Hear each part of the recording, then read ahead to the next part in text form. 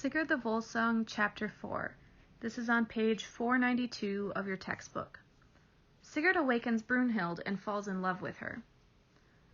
As Sigurd rode in search of Brunhild, his fame spread across the northern lands with the speed of the winter wind.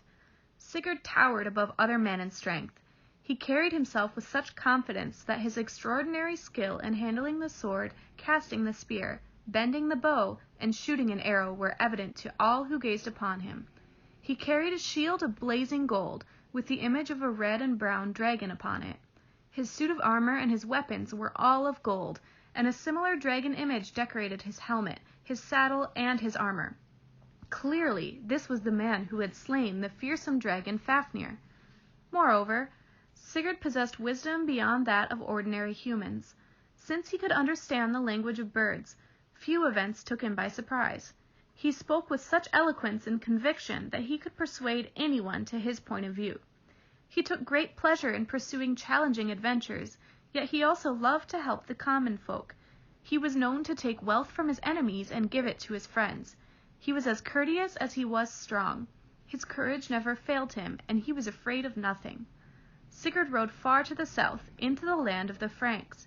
Suddenly he saw before him a great light shining forth from the top of the hill. As he drew nearer, he could see that the source of the glow was a huge fire whose flames soared toward the heavens.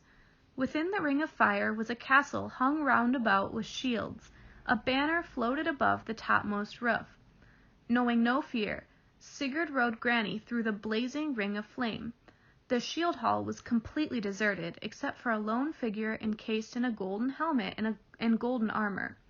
The person appeared to be dead. Sigurd removed the helmet. To his amazement, he discovered a maiden beneath the war gear. Her face blushed with the vigor of life, and Sigurd decided to awaken her. He moved her gently, but she remained fast asleep.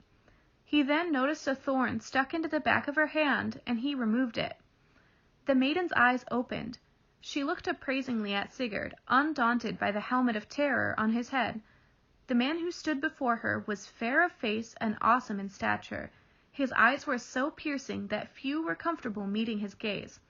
A great head of golden red hair tumbled down in heavy locks, and a thick, short beard surrounded his strongly chiseled, high-boned face. His shoulders were as broad as the shoulders of two men.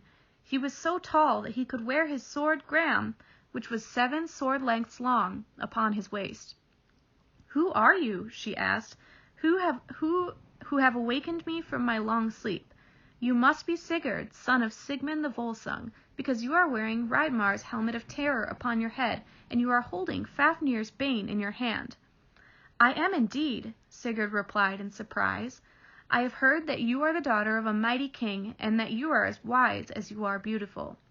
Brunhild replied, "At Odin's command I have slept for time without measure, helpless to awaken from the prick of his sleep-thorn. I was a Valkyrie, one of the warrior maidens of Odin who are destined to live forever. I would descend upon the battlefield, bring death to the warrior of Odin's choice, and return with the dead hero to Valhalla in Asgard. There the hero would join other heroes to wait for Ragnarok, when they will help the gods fight the frost giants in the great battle that will bring this world to an end. In my last battle," Brunhild continued, "2 great kings fought against one another.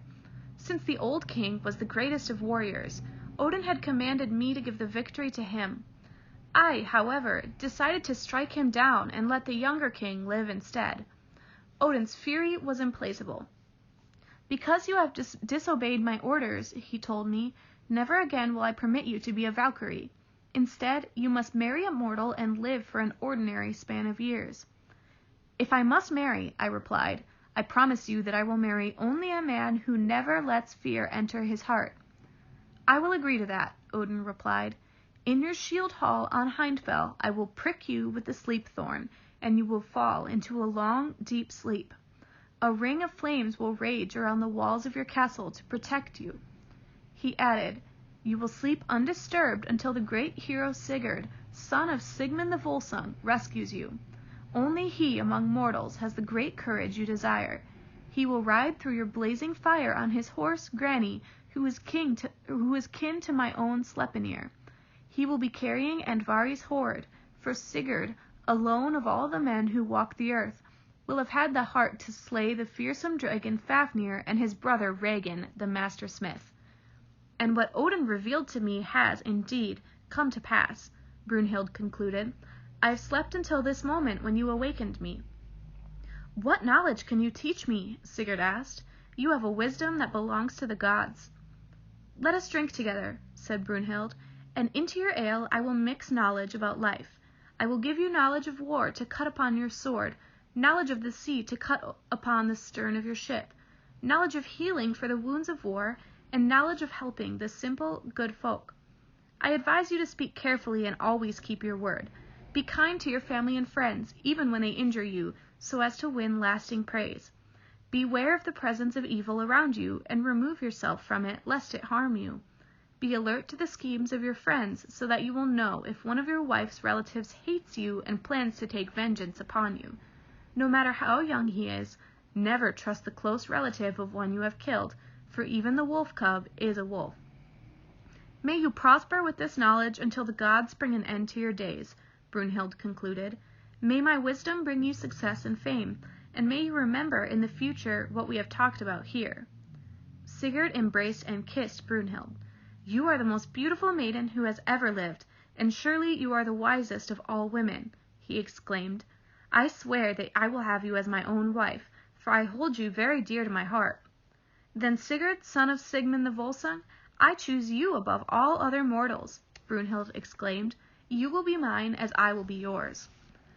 As a token of his love, Sigurd gave to Brunhild and Vari's gold ring. I will hold your love in my heart for as long as I live, he promised. Brunhild looked at the ring that Sigurd had placed on her finger and replied, We are not destined to live together, Sigurd. I am a shield maiden. I wear a helmet as kings do in time of war, and I fight in battle. While I am enjoying the battlefield, you will marry Gudrun, the daughter of King Giuki. You cannot believe that I will be tempted by some king's daughter, Sigurd exclaimed. You alone have my heart, and I swear by the gods that I will have you as my wife or have no wife at all. Thus Sigurd and Brunhild pledged to love one another faithfully, and then Sigurd went on his way.